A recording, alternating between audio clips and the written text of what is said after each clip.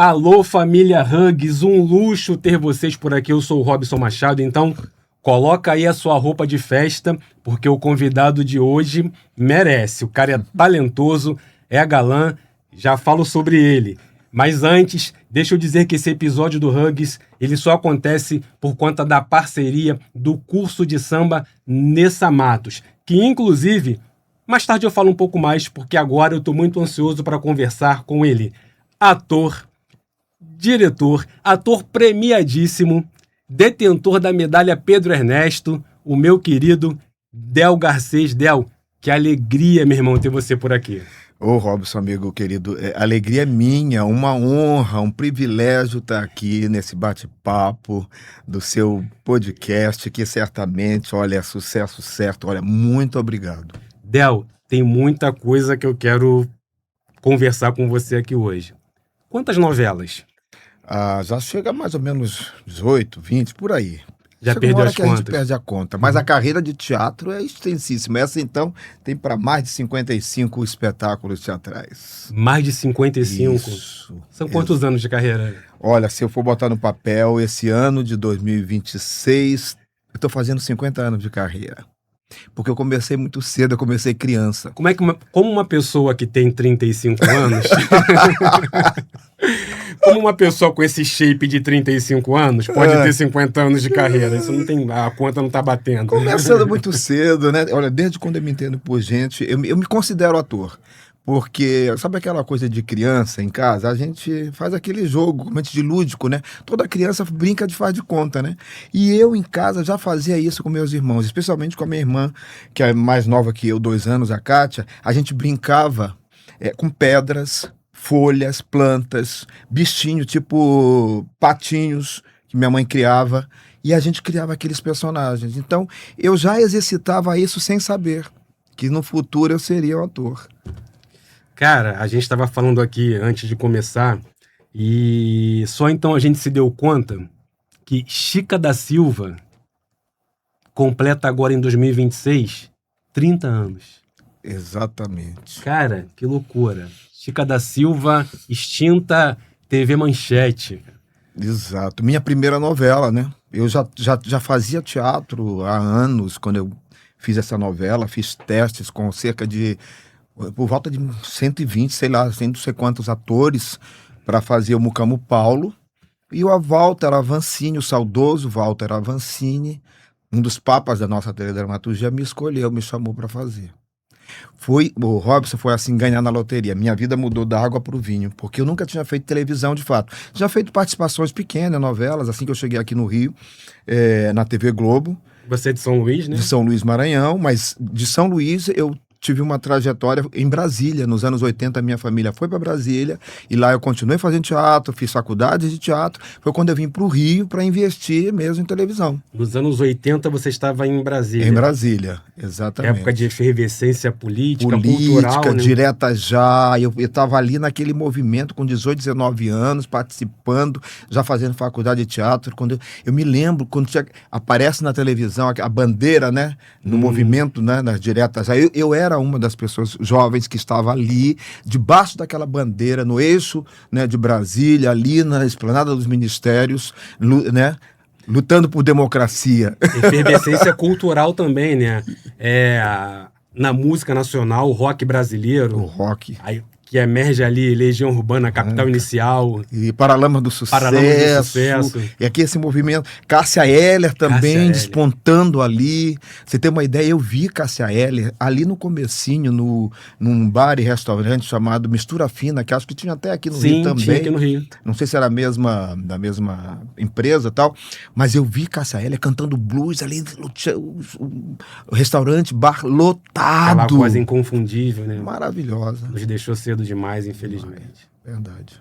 Eu cheguei eu não tive a oportunidade de ver a Cássia pessoalmente, mas eu assisti o musical em homenagem a ela, uma coisa assim... Fantástico, né? Maravilhoso. Fantástico, absurdo, assim, era de um talento inacreditável, assim. Verdade. Cássia tá na minha playlist, eu paro pra ouvir música, é impossível não passar por... Na minha Cássia. também, amo, adoro.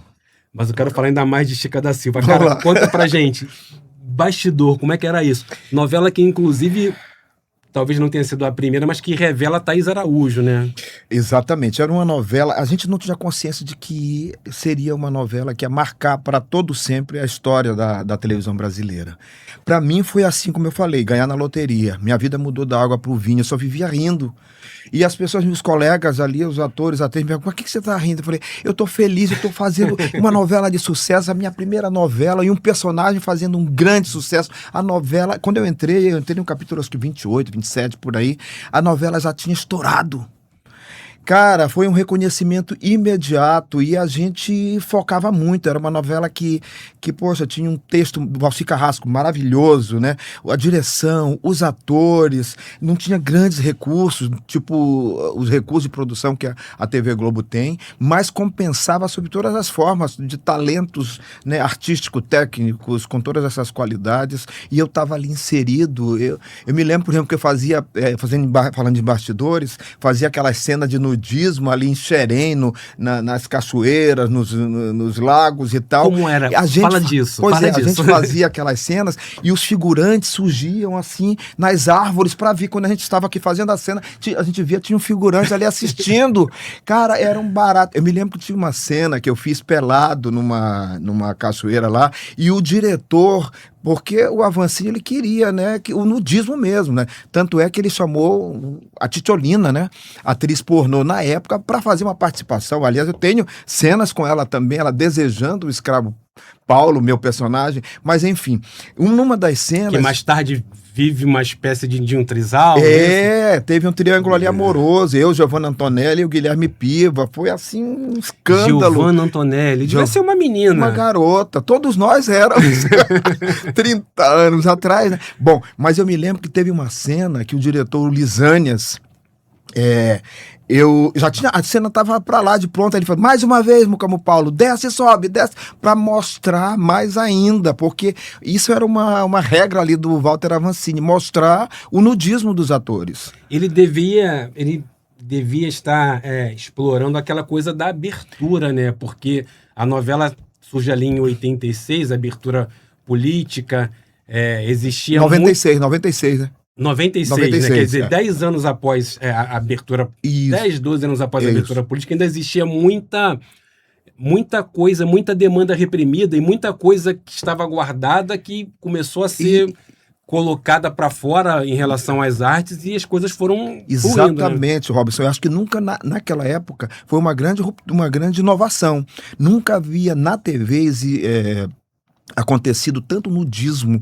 É uma forma de libertação, né? De uma época, típico de uma época, né? Reporta até os anos 70, né?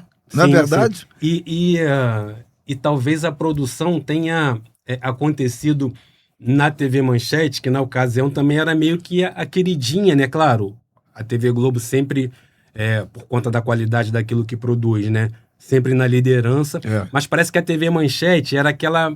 meio que a queridinha do público, né? Porque surgindo assim com uma forma mais audaciosa de produzir as coisas, não só na teledramaturgia, mas também no próprio jornalismo. Então, assim, parece que as coisas se encaixaram perfeitamente. E a questão do Ibope, né? Dava Ibope, o nu dá Ibope. Até hoje a gente sabe disso. Mas naquela época, que era uma coisa ainda assim reprimida, foi uma inovação muito grande. Tantos personagens nus na novela. Os protagonistas, os não protagonistas, a atriz vindo de fora do Brasil, no caso a Titiolina, Adriane Galisteu.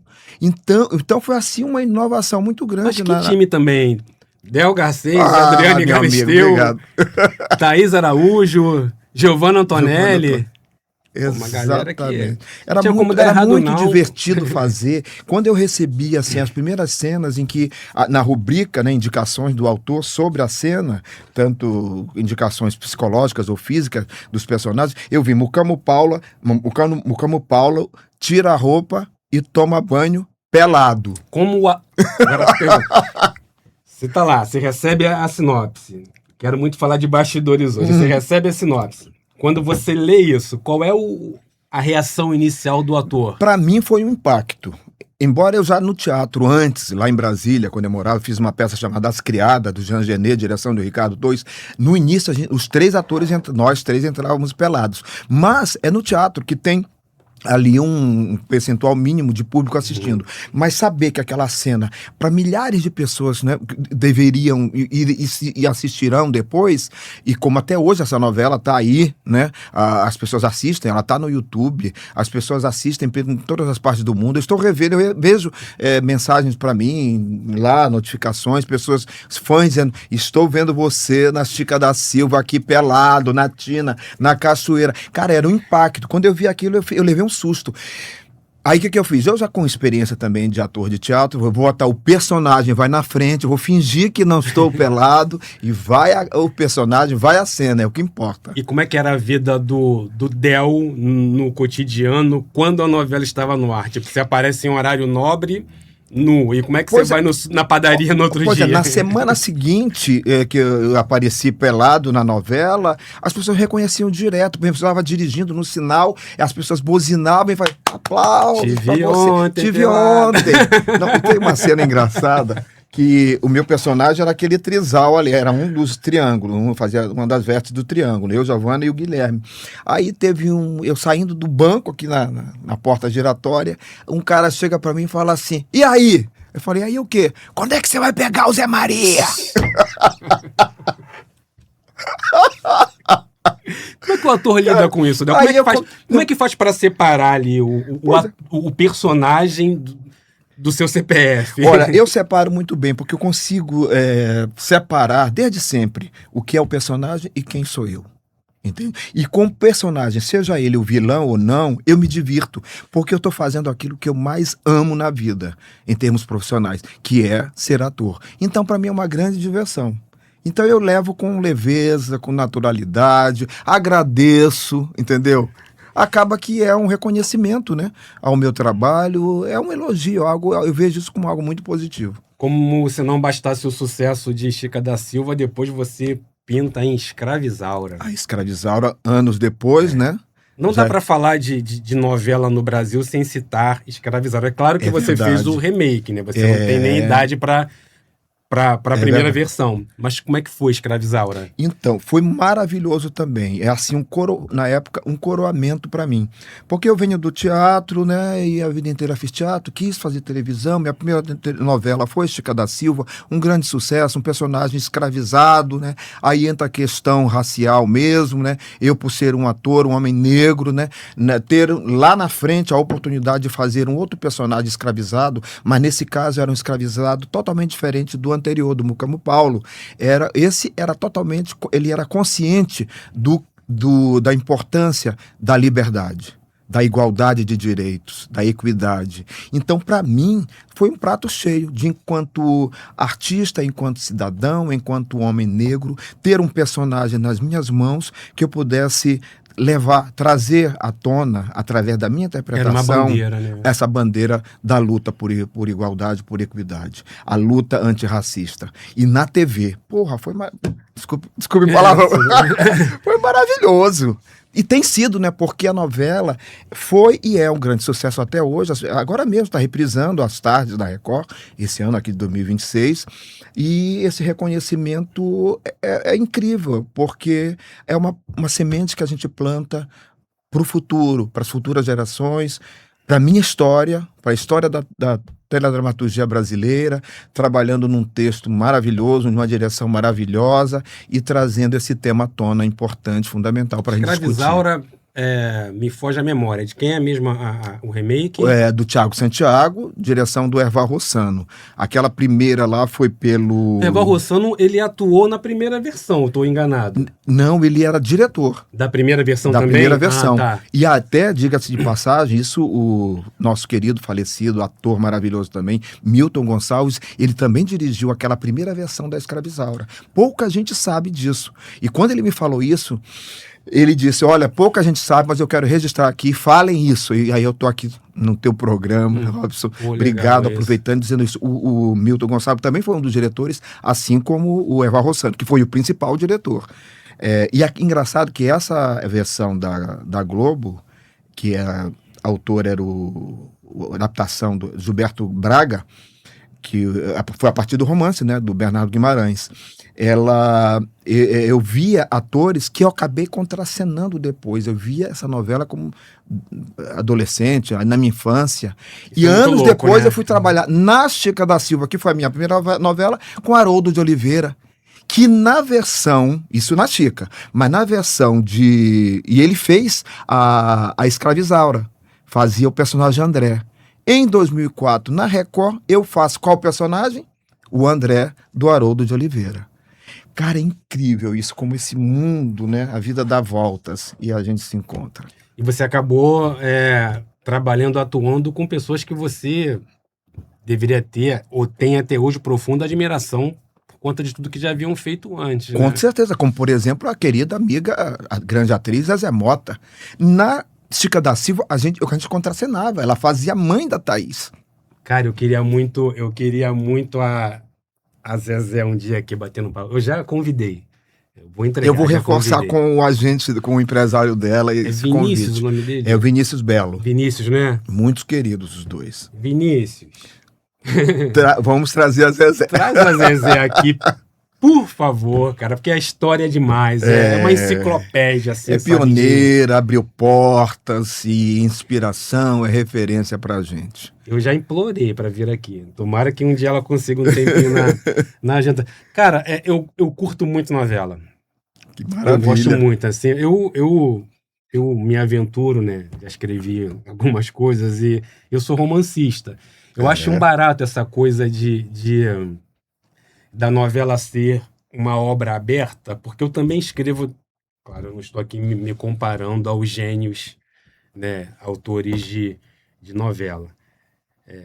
Benedito Rui Barbosa, Manuel Carlos, Glória Pérez, que eu também já convidei. Mas o teu aqui. trabalho é maravilhoso. Já visto o reconhecimento, os prêmios que você ganhou merecidos. Eu acho um barato essa coisa da obra começar e eu me divirto muito dessa forma escrevendo assim. Eu escrevo assim, de você começar uma obra sem saber exatamente como ela vai terminar. E eu acho uma loucura como esses grandes autores, eles conseguem... porque nos meus livros, um romance, eu tenho 6, 7, 8 personagens, né? Uma novela é muito mais do que isso. Sim. Núcleos diferentes. Eu curto muito observar essas coisas. E como eles não se perdem, né? Nessa coisa embora sejam núcleos diferentes, né? A história, ela, em algum momento, esses núcleos têm que convergir lá na frente em algum momento. E eles não se perdem. Eu acho isso um barato, cara. Eu queria muito. Hoje já tá sendo um dia, assim, super feliz de ter você aqui, mas o dia que eu consegui trazer aqui Zezé Mota, a grande Glória Pérez, que eu já chamei. A Glória tem um telefone, vou entregar aqui. Eu falo, Glória, vem aqui, vamos lá, pô, vai ter um papo, mas ela me ignora, um dia ela vem. Eu acho esse pessoal, assim, genial, cara. E, Del, você... 50 anos de carreira. Recentemente, eu acho que, se a minha memória não estiver me traindo, final agora de 2025, a TV Globo tinha nas suas 3 produções, novela das 6, 7, das 9, protagonistas negras. Certo. Como é que foi essa transição, do seu ponto de vista? Da nossa gente, nosso povo, que só encontrava participação nessas produções, ali interpretando a pessoa escravizada, enfim, e não vou dizer de repente, porque isso demorou demais, demorou tempo demais, mas se chega numa realidade da gente ter fazendo o protagonismo das 3 grandes produções da TV Globo, 3 atrizes negras. Como é que foi essa transição? Então, não foi à toa. É uma conquista que vem de longas datas. É histórico. Se não existisse, por exemplo, um Abdias do Nascimento com o Teatro Experimental do Negro, lá atrás, né? Colocando o negro como protagonista nas peças de teatro, né? Inclusive a própria Léa Garcia, que foi, né, casada com ele, a Ruth de Souza, e tantos outros. Antônio Pitanga da vida. O próprio Milton. O Milton Gonçalves, né, que eu acabei de falar aqui. E tantos outros. A gente não teria isso. Eu me lembro, por exemplo, isso aí é um dado importante também. Estou aqui, estamos fazendo uma recuperação histórica, né, da memória, e eu estou me lembrando muito, né, e não dá para esquecer do próprio Milton Gonçalves. Ele contava isso, que aconteceu, por exemplo, no Faustão, uma situação. Ele estava ali na plateia, o Faustão falando, e as dançarinas todas ali brancas, né, que tem as dançarinas ali atrás, e o Faustão perguntou, o Milton, tá tudo bem? Ele falou, disso. Foi, né? Você comprova, você assistiu. Eu assisti. Eu não vi essa cena, eu vi. mas ele contava isso em entrevistas e no dia a dia para as pessoas. Ele questionou o fato de não ter bailarinas negras e até pessoas nas primeiras fileiras da plateia também não terem negros. E olha, eu me lembro disso. Contratado... É essa a história, eu te interrompi, mas é isso? Mas é isso, você está aqui comprovando testemunha, né? E ele sendo o primeiro ator negro contratado da televisão brasileira e pela Rede Globo. Ele foi contratado em 1963 e viveu a vida inteira contratado, felizmente, pela Rede Globo. Se não existisse o Milton Gonçalves e tantos outros, a gente não teria essa conquista hoje. Então ele questionou o Faustão. Não tá tudo bem, não. Cadê as bailarinas? Pelo menos uma, bailarina negra. Ficou aquele constrangimento, mas foi reivindicação ali ao vivo em rede nacional, na TV Globo. Então, e se não existisse, aí vamos lá atrás, se não existisse o movimento abolicionista, da luta pela libertação, pela abolição, o Luiz Gama e tantos outros heróis, Luiz Gama, vamos falar. Então, nós não estaríamos. Então, foi uma tomada de consciência e até uma cobrança da sociedade, acredito, de uma forma ou de outra, de se ver retratada ali na nossa teledramaturgia. Como é que a gente vai fazer novela brasileira, que somos mestiços, que somos negros, na sua grande maioria, 60%, sei lá, somos negros ou mestiços?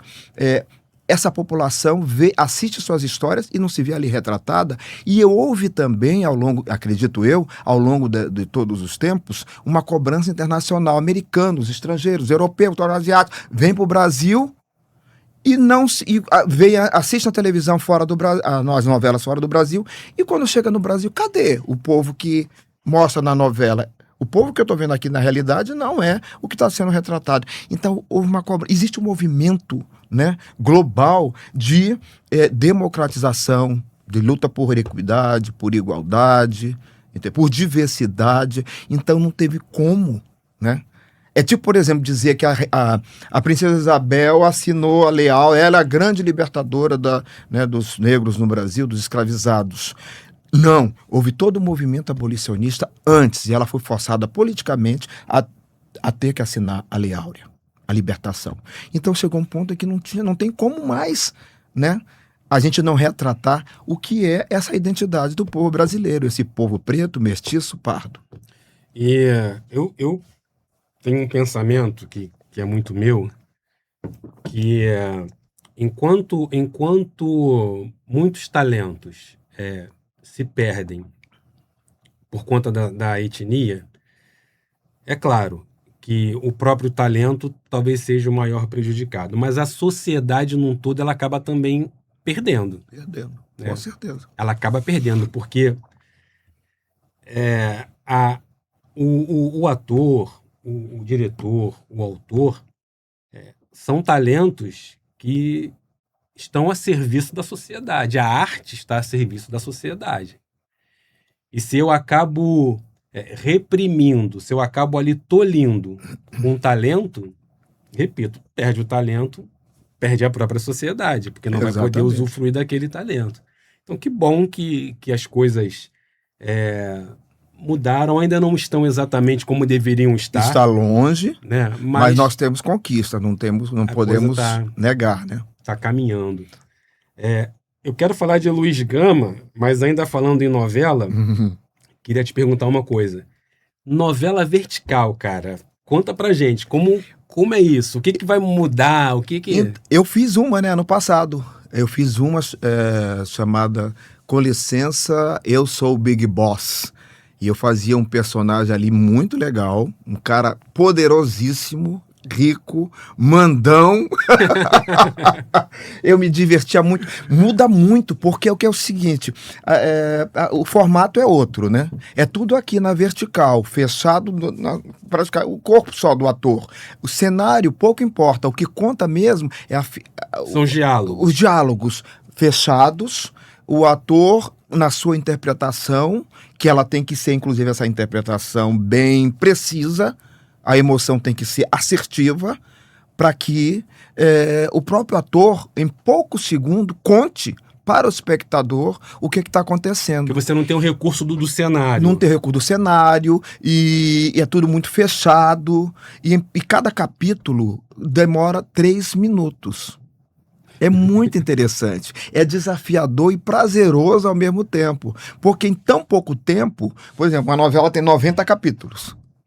Então, cada capítulo dura 3 minutos. Eu, por exemplo, assisti uma semana passada que tem 50 capítulos. Assisti um dia só. Você vê a novela Fiquei toda. vendo um dia e meio ali, vi a novela toda. E eu fiz esse, eu adorei. O texto muda, Del?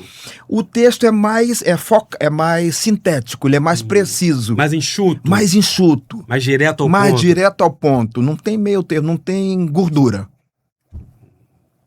Entende? E tecnicamente, na hora de gravar ali, também tem muita mudança? Tem mudança porque, por exemplo, pega a câmera aqui, não precisa o ator estar aqui do lado contracenando. Faz isso.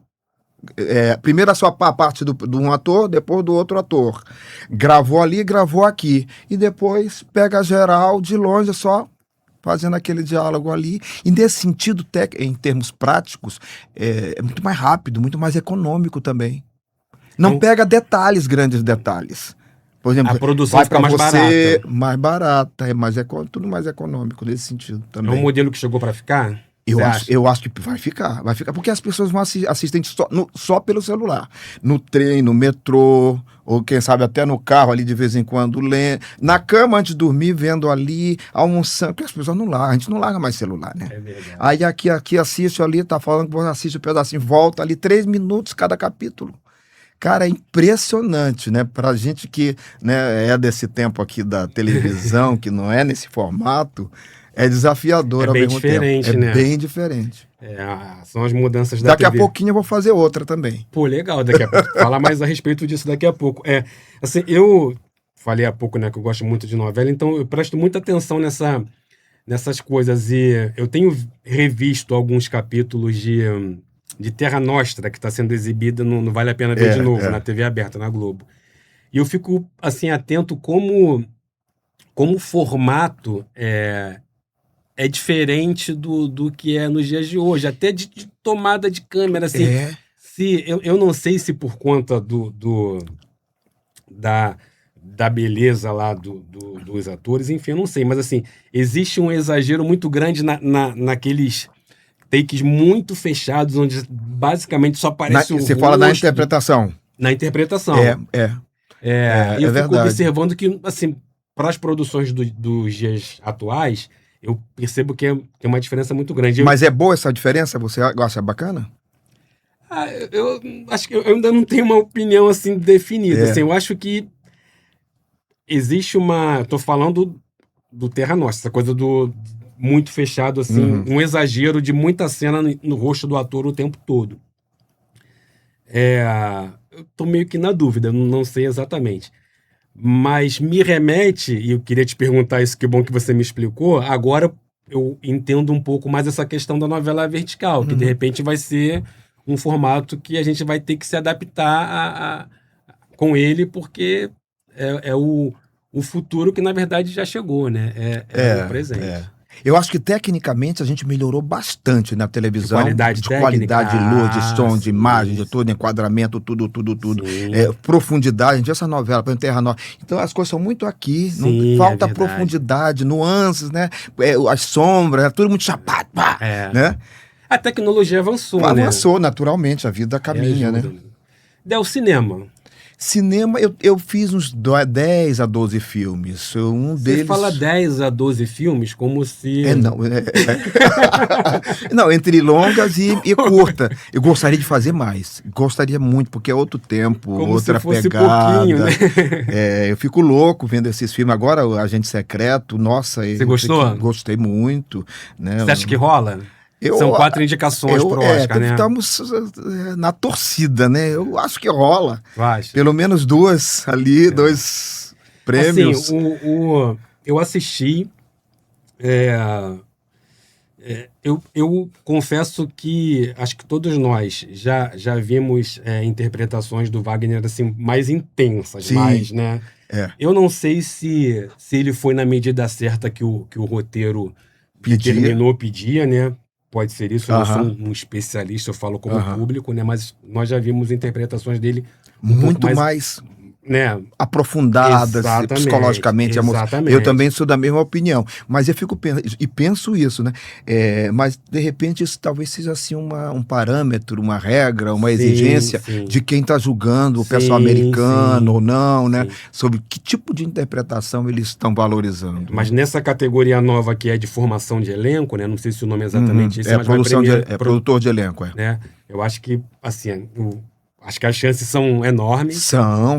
Aquela cena que ele tá no sofá ali, logo no começo, falando, descrevendo, a gente acompanha, né, o raciocínio dele ali com a fala dele, o olhar vai, você viaja naquelas imagens. Não é uma interpretação que tem um mergulho de sentimentos exacerbados, mas ela é absolutamente verdadeira, humana. É uma diferença de interpretação de 15, 20, 30 anos da Terra Nostra para cá, né, o tipo de interpretação mais valorizada hoje, no meu ponto de vista, é essa, assim, mais naturalista, mais coloquial. Então, de repente... Talvez seja por isso. De repente, ele está na medida certa, né? Para hoje, né? Para hoje, pode ser isso. Mas tomara, na torcida sempre, né? Produção brasileira, a gente tem mais aqui chegar lá. Claro, estamos aqui torcendo. Sempre, na torcida sempre. Independentemente de qual seja a produção... O autor, o ator, é Brasil, claro. A gente tem que ganhamos todos, né? Exatamente. Brasileiros. Todos. O mercado, né, se abre, né, melhora. Claro. As pessoas também precisam entender a arte como algo que produz trabalho, produz emprego, né? E então, quanto mais a arte brasileira se expande e é reconhecida internacionalmente, isso é bom para todo mundo, é bom para quem está ali, para quem a gente está vendo no vídeo, mas a gente também precisa se lembrar que por trás daquilo tem toda uma galera, tem formação de emprego, desde a pessoa que serviu ali o cafezinho. Aliás, eu vou até pegar um aqui, se você quiser, eu pego um para você também. Mas é isso, na torcida claro. É sempre. Perfeito. E, cara, assim... Na arte, não tem como hoje falar de Luiz Gama sem falar de Del Garcês. Obrigado. Assim, não, isso aí é fato. Assim, você se transformou na principal referência, do ponto de vista artístico, de Luiz Gama. Fala um pouco disso, cara. Como foi construído o personagem? Como você chegou à história de Luiz Gama? Então, eu só fui me lembrar desse fato que eu falo agora, que é o seguinte, em 2004... 2004, eu li alguma coisa, quero um pouco, eu li alguma coisa sobre Luiz Gama e fiquei enlouquecido, falei, como é que pode essa história não estar sendo contada, não vira... Aí eu peguei ali sobre ele escravizado, vendido pelo próprio pai, que se tornou o maior advogado de pessoas escravizadas no Brasil, enfim... Sem ser reconhecido? E aí eu anotei e entreguei para o diretor Ricardo Torres, sobre isso. Eu falei, Ricardo, pode, por favor. Vamos escrever, vamos fazer uma peça sobre Luiz Gama. Guardei aquilo e esqueci. Quando foi há uns 5 anos atrás, ele me relembra, entrega esse papel dessa minha anotação falando sobre isso. Ou seja, em 2004 eu soube da existência do Luiz Gama, mas eu fiz uma novela chamada Caminhos do Coração, que o meu personagem, na Record, direção do Alexandre Avancini, texto Na Record do você não Thiago... chegou a fazer novela bíblica, né? Não cheguei a fazer. Eu saí antes dessa fase. E aí eu fiz um personagem chamado de Benedito, e aí o meu personagem era o irmão do Tony Garrido, e ele falando de Benedito, aí eu dou uma pequena aula para ele na cena, digo assim, olha, meu irmão, Benedito era o nome do filho do Luiz Gama. Irmão de o Tony Garrido fez essa novela. Comigo, ele era meu irmão. E aí eu falei, Benedito... Tony Garrido de Orfeu? Isso! Fez Orfeu no cinema, de Cacá Diegues, enfim. E aí eu dei uma aulinha, meu personagem deu uma aulinha pra ele, olha, Benedito era o filho do Luiz Gama. Aí eu falo sobre Luiz Gama pra ele na novela. Isso em 2008, 2009, por aí. 2015, no Troféu Raça Negra, que existe lá em São Paulo até hoje, premia pessoas, instituições que promovem. Ganhou. Que ganhei também, obrigado por falar isso, fico muito feliz. Em 2015, o meu amigo, advogado, Humberto Adame, que foi presidente da comissão, olha, tá aí o Luiz Gama. Pois é. Que legal. Que foi presidente da Comissão Comissão da Verdade da Escravidão Negra no Brasil pela OAB a nível federal e atualmente ele é a nível estadual do Rio de Janeiro. Ele disse, Del, por que você não escreve e vive o Luiz Gama no teatro? Você tem tudo a ver, até fisicamente se parece com o que foi Luiz Gama, a imagem do Luiz Gama.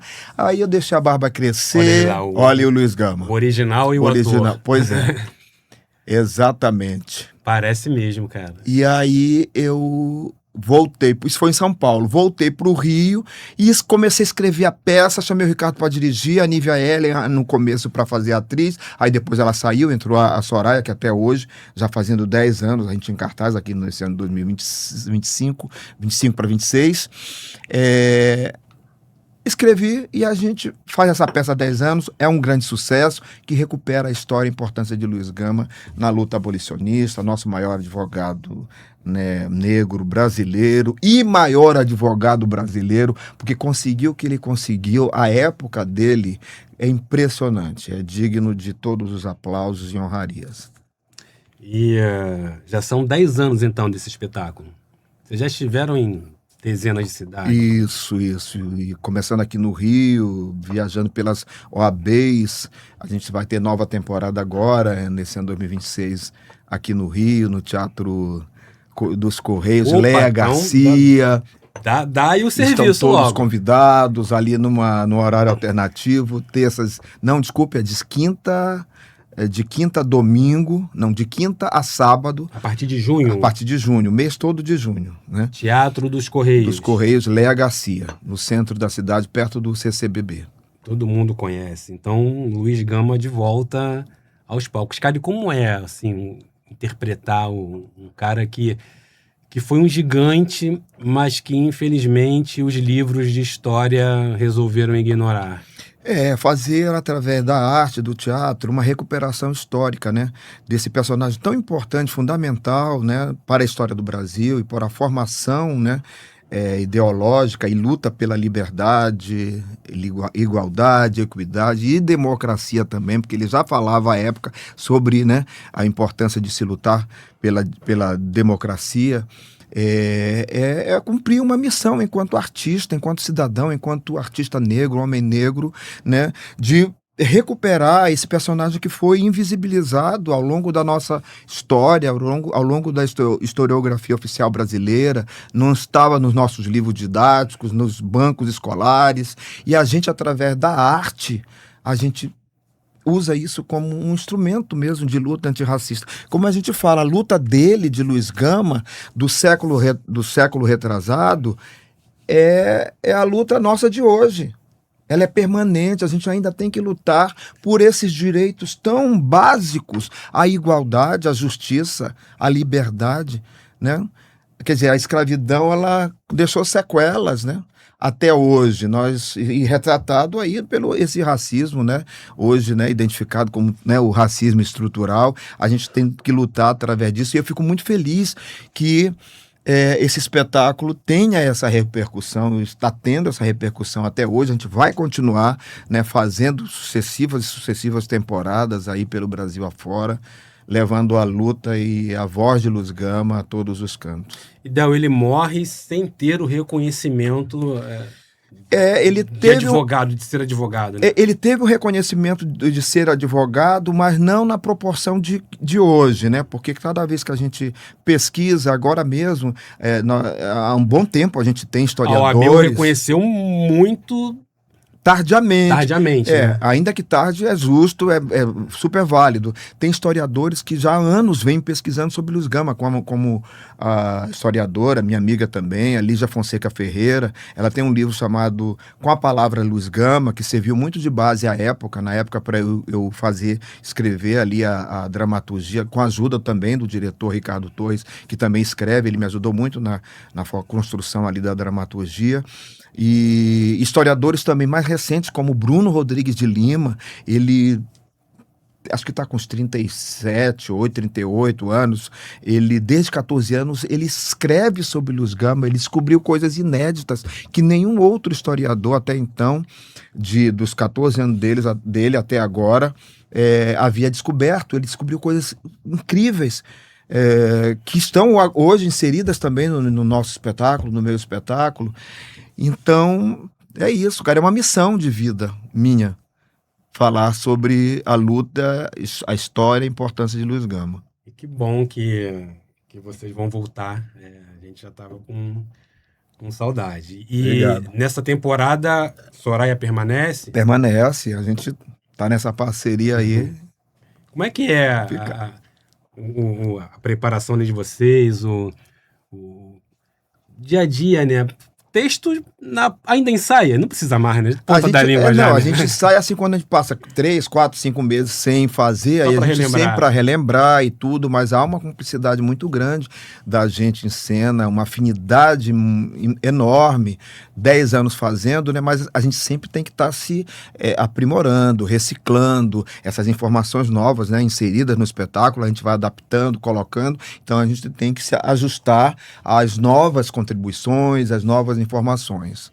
Da próxima vez que você vier aqui, que eu espero que essa tenha sido a primeira de Eu muitas também. ainda, aí você traz a Soraya pra Com gente certeza, pra poder ela vai ampliar ficar feliz. essa conversa. Soraya, ó, convite feito, um beijo pra você. Como é que tá nosso tempo? 4 minutos? 40 minutos. Ah, tá. Já então tem 40 minutos. Ah, tá. Então já temos um tempinho. Cara, eu me lembrei aqui de uma coisa também para poder te perguntar. Como a produção artística tem lidado com essa questão do etarismo? Porque, assim, às vezes me espanta a novela das... Vou citar aqui apenas um exemplo. A novela das 9 agora, da TV Globo. A atriz Sophie Charlotte é a avó. A personagem, evidentemente. A personagem da Dira Paz, né, que é mãe da personagem de Sophie Charlotte, é bisavó. Como que é isso? Essa questão do... Parece que... E aí, como a gente lida com enormes talentos que, do ponto de vista ali da faixa etária, antes faziam esse papel de avó e tal, esse pessoal vai ser deixado de lado, vai ser descartado? Como é que Há um funciona isso? incômodo muito grande, né? Porque é injusto, né? Tantas pessoas veteranas que ainda estão aí, né, em atividade, são esquecidas, são excluídas. Há um incômodo muito grande. A gente espera que isso não se torne uma constante daqui para frente. E até por incoerência, né, da escalação ali do elenco, como você está falando. Como é que uma menina daquela idade vai Sophie ser... Charlotte não pode ser avó numa... Não é? É incoerente. E a Dira Paz bisavó. Perde a credibilidade, perde a veracidade da cena, do roteiro, da história.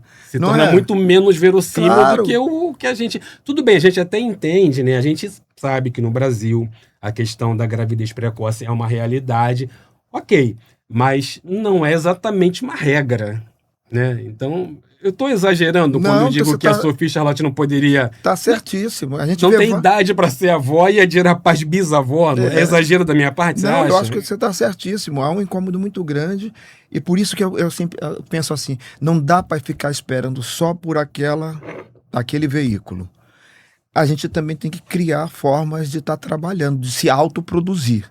Né? O teatro está aí para isso, né? E eu não sei se porque, pela minha própria experiência, eu nunca espero por nada nem por ninguém e vou lá, estou produzindo meu espetáculo, vem outros e outros por aí, entendeu? Não vão ficar só à mercê de que me chamem para trabalhar.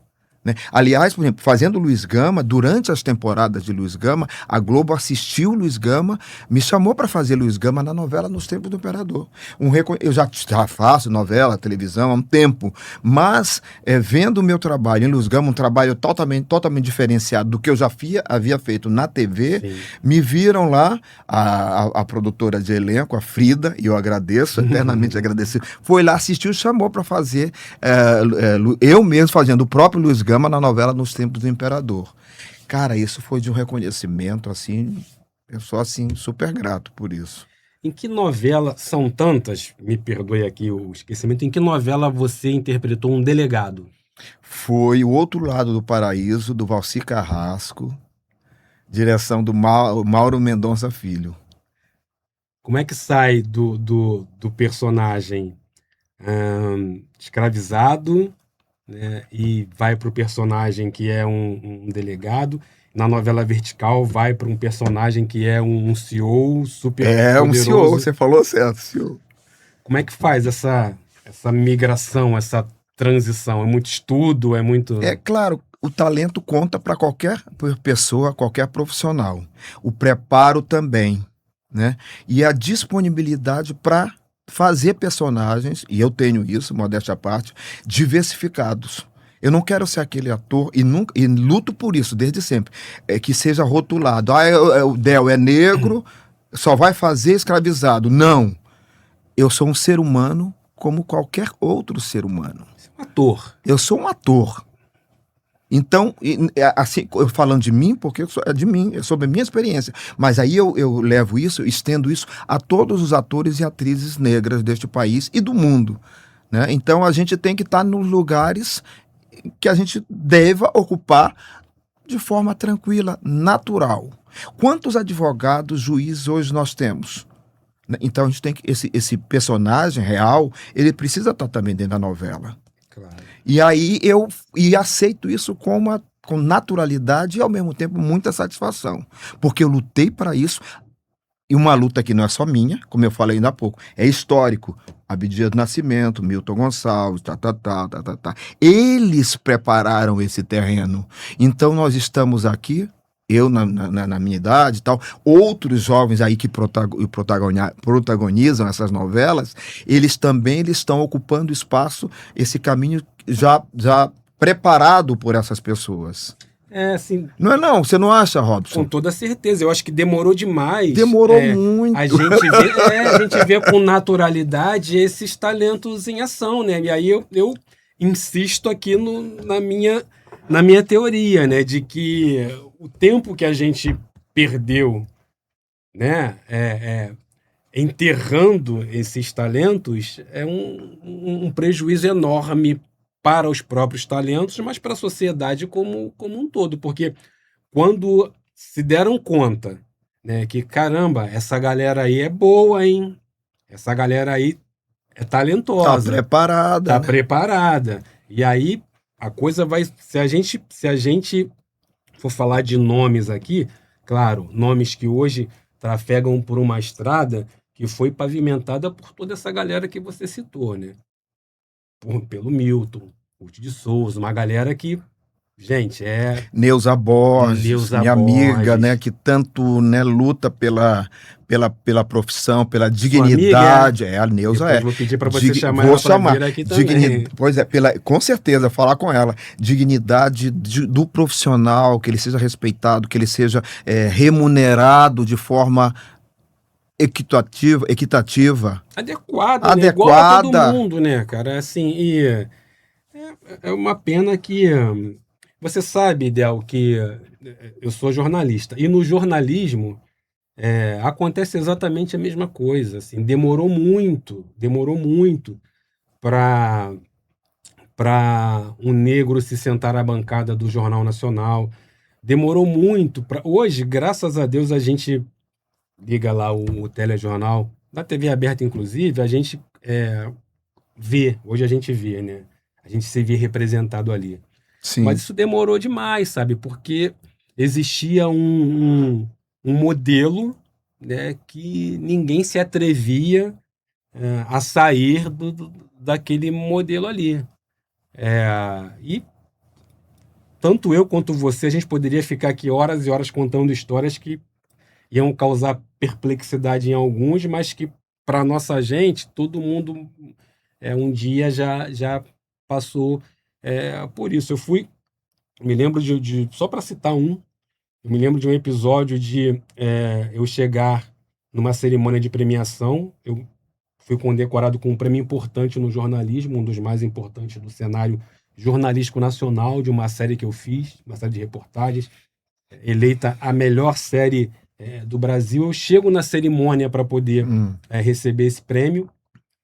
Tinha ali uma recepção, tinham acho que 3 recepcionistas ali conferindo lista de convidados e tudo mais.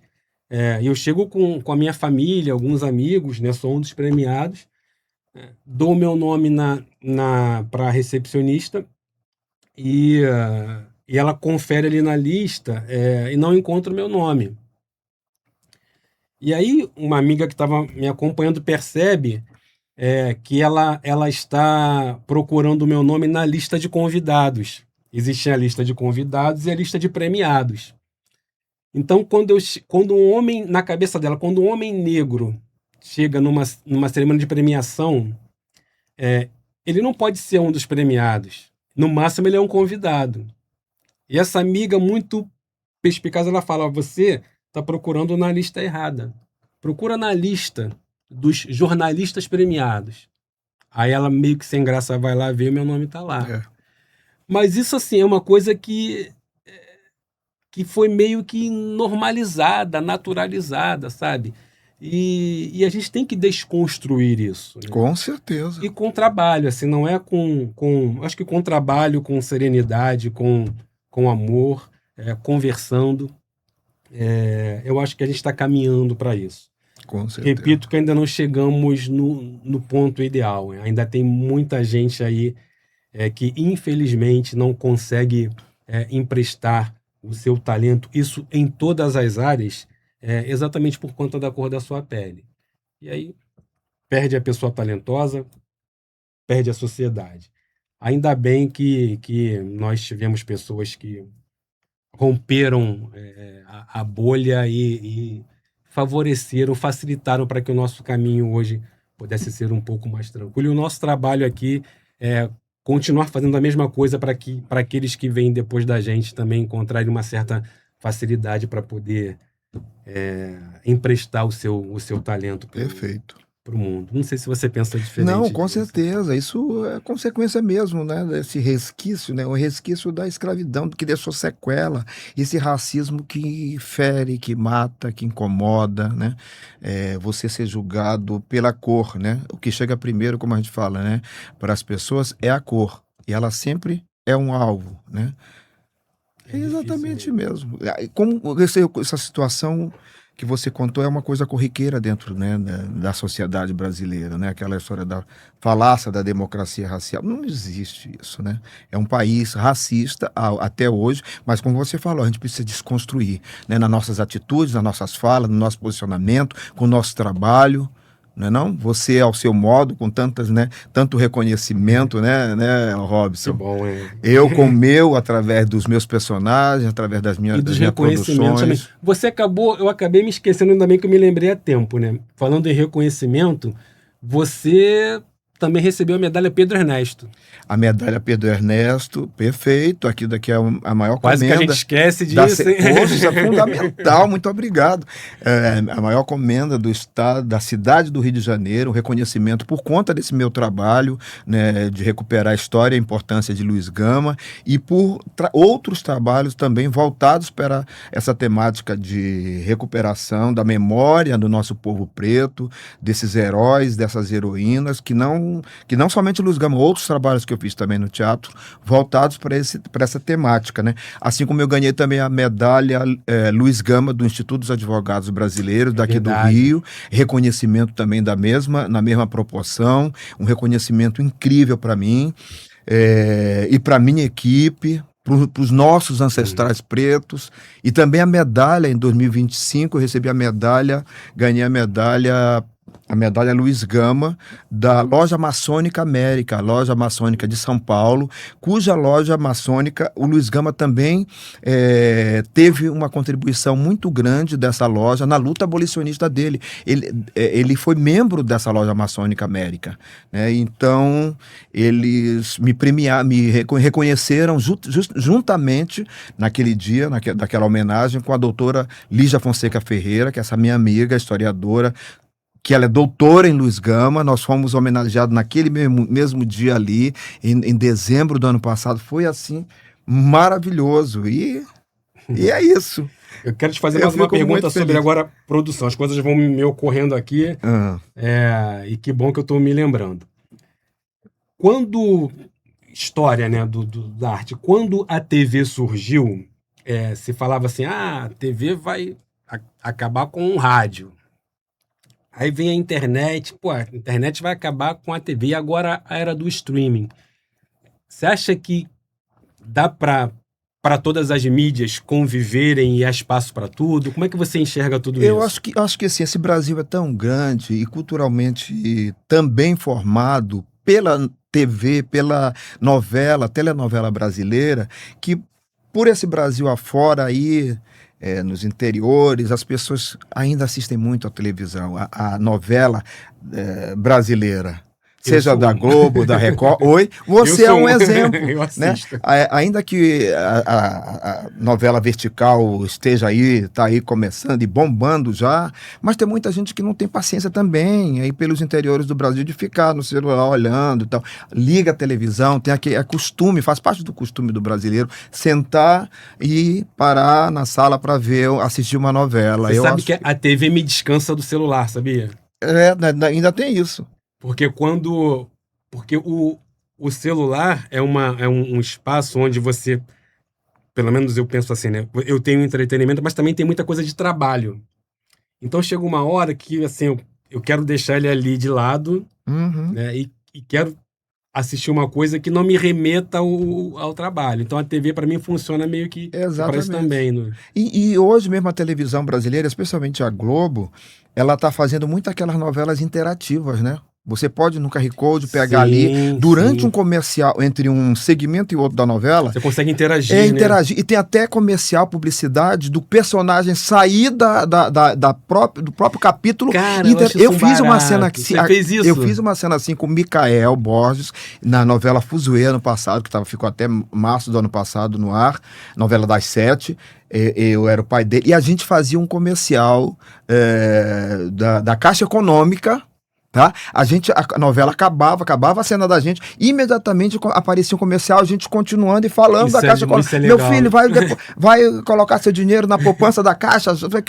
Caramba, isso aí é um desdobramento, né, da própria mídia celular, o WhatsApp da vida, entendeu? É uma extensão para a própria telenovela. Então a gente vai se adaptando aos tempos, aos novos tempos. Então eu acho que realmente essas mídias elas vão conviver aí, sim.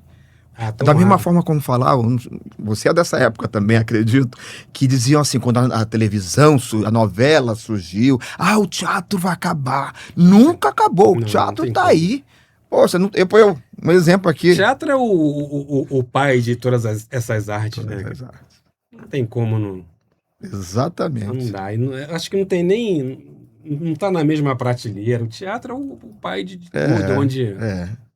Coisa que nos remete a há séculos, há milênios passados, assim, Você vê, muito durante antes da tecnologia, né? Durante a pandemia, eu fiz o meu próprio espetáculo, Luiz Gama com a Soraya, ali no Teatro Petra Gold.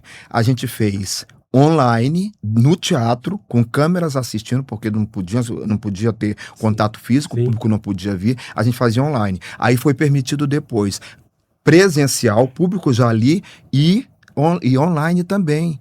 Tinham câmeras, a gente interpretava para o público ali presente e para a câmera aqui, nas 3 câmeras que tinham, no meio do palco e nas laterais. Foi uma experiência incrível para a gente.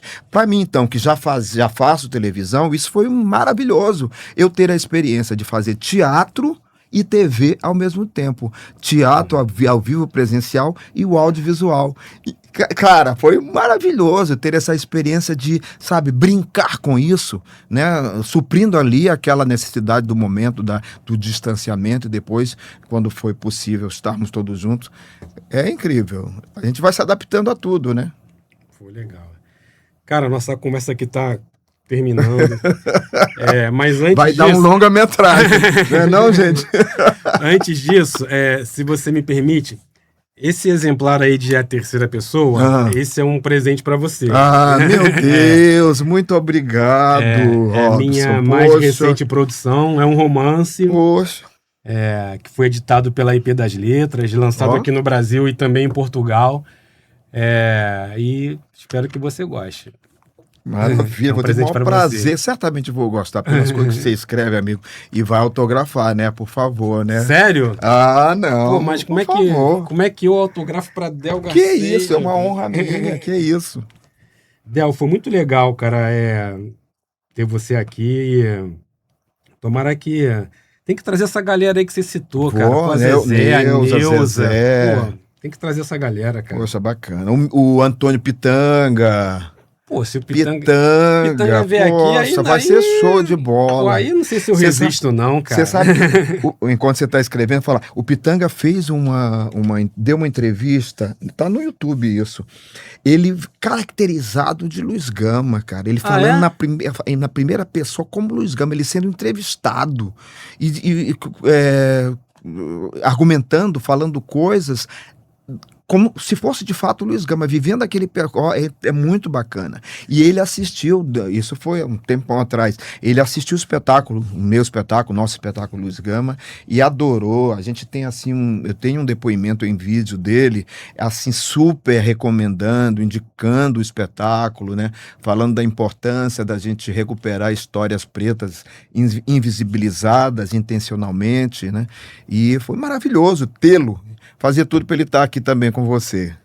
Pô, eu não sei se eu resisto não, cara. Aí vai ter que colocar um desfibrilador aqui do lado, um oxigênio, porque, pô, o Pitanga é gigante demais, cara. Tem a galera, com cara, certeza. Que assim, prateleira de cima, cara. Uma galera que não, pô... Muito legal, cara. E quando você voltar, vai trazer Soraya também. Eu falei pra ela que vinha pra cá, ela falou, meu amigo, você é muito chique. Vou trazê-la. Por favor.